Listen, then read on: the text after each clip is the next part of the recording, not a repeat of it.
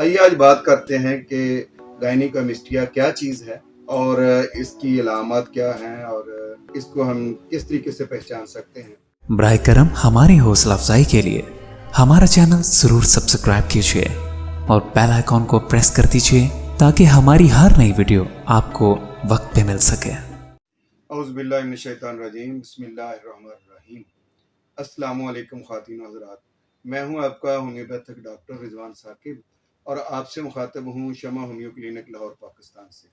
आइए आज बात करते हैं कि गायनिकोमेस्टिया क्या चीज़ है और इसकी अलामत क्या हैं और इसको हम किस तरीके से पहचान सकते हैं कि किसी मेल में ये गायनिकोमेस्टिया कैसे हो गया।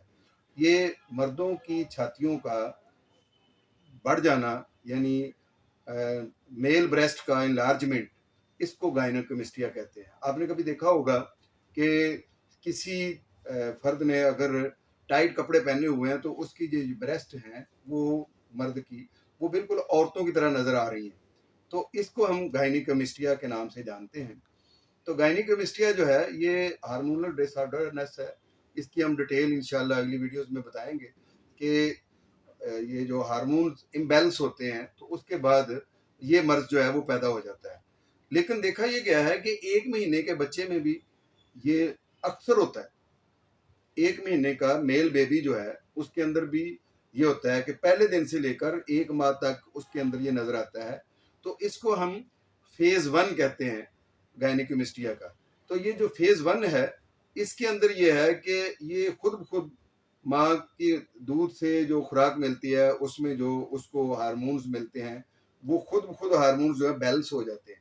जब वो हार्मोन्स बैलेंस हो जाते हैं तो ये 1 साल के अंदर अंदर डिसअपीयर हो जाता है और इसके इलाज की कोई ज़रूरत नहीं होती है। दूसरा जो फेज़ 2 है वो होता है, आप कहें कि टीन एज में 10 ईयर 11 ईयर से तकरीबन बलूगत का अमल शुरू हो जाता है।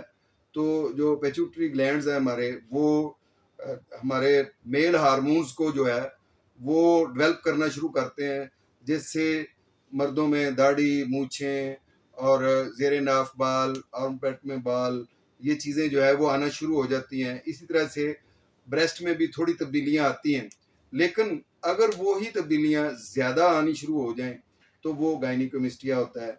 तो गायनिकोमेस्टिया में ये होता है कि वो 10 साल से लेकर तकरीबन 19 साल, 20 साल, 24 साल तक भी अगर उसका इलाज ना करवाया जाए तो वो छातियों का साइज बहुत बड़ा हो जाता है और बिल्कुल मेल की छातियां इस तरह से लगती हैं जैसे फीमेल की ब्रेस्ट है। तो इसको हम गायनिकोमेस्टिया कहते हैं। लेकिन याद रहे एक बात बड़ी जरूरी है, वो ये कि गायनिकोमेस्टिया और सोडोकेमेस्टिया ये 2 अलग अलग चीजें हैं। सोडोकेमेस्टिया में ये होता है कि फैटी बॉडी जो है, जो फैट्स हैं वो यहाँ जमा हो जाती हैं।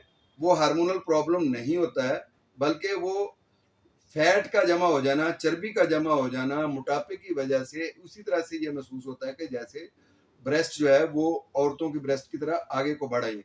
लेकिन वो एक कह लें कि सोडोकेमेस्टिया जो है गायनिकोमेस्टिया की तरह एक कंफ्यूज करने वाली चीज होती है।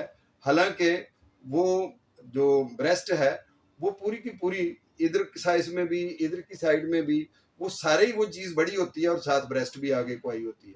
तो ये है सोडोगायनिकोमेस्टिया। तो सोडोगायनिकोमेस्टिया और गायनिकोमेस्टिया में ये फर्क है कि गायनिकोमेस्टिया हार्मोनल डिसऑर्डरनेस है और इसके अंदर सर्जरी की जरूरत नहीं है। इसका होम्योपैथी के जरिए से इलाज करवाना चाहिए। और सोडोगायनिकोमेस्टिया के अंदर आप लेप्रोस्कोपी या कोई इस तरह की सर्जरी, इस तरह के ऑप्शंस पे जा सकते हैं और दोनों का ट्रीटमेंट भी अलग है। सोडोगायनिकोमेस्टिया है तो उसके लिए हमें जो मोटापा है उसको कंट्रोल करने वाली मेडिसिन देनी होगी, वेट को लूज करने वाली मेडिसिन देनी होगी।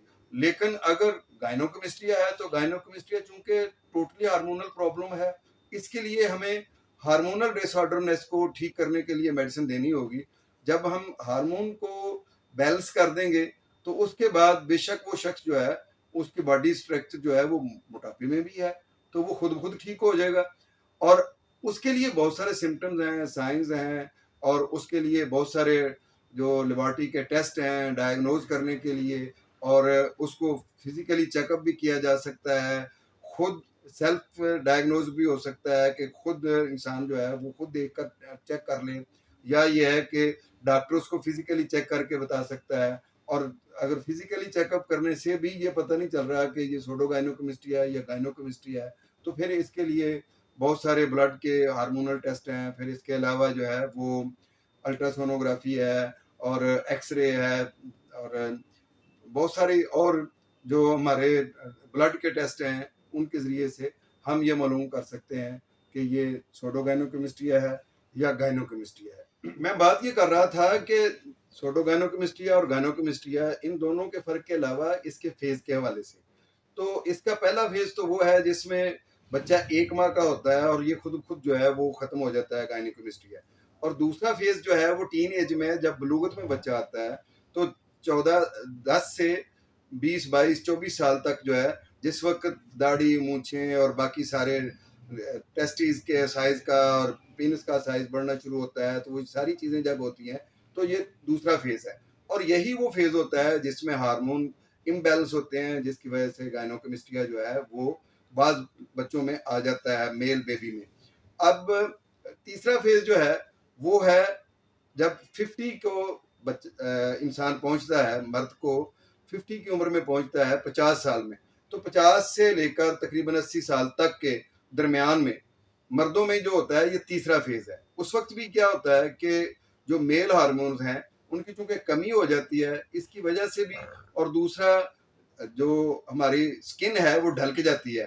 جو سکن ڈھلکی ہوئی ہوتی ہے، یہاں سے بھی ڈھلکتی ہے، یہاں سے بھی ڈھلکتی ہے، اور پھر ہارمونل پرابلم بھی ساتھ ہوتا ہے.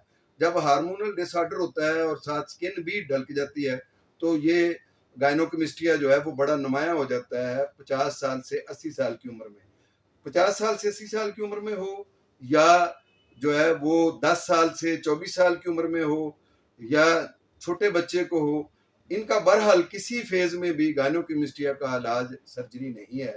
اس کا علاج ہومیوپیتھی ہے، اور اللہ کے فضل سے ہومیوپیتھی سے بہترین طریقے سے اس کو کنٹرول کیا جا سکتا ہے، اس کو ختم کیا جا سکتا ہے، اور یہ جو اس کی کمپلیکیشنز ہیں ان کو منیمائز کیا جا سکتا ہے.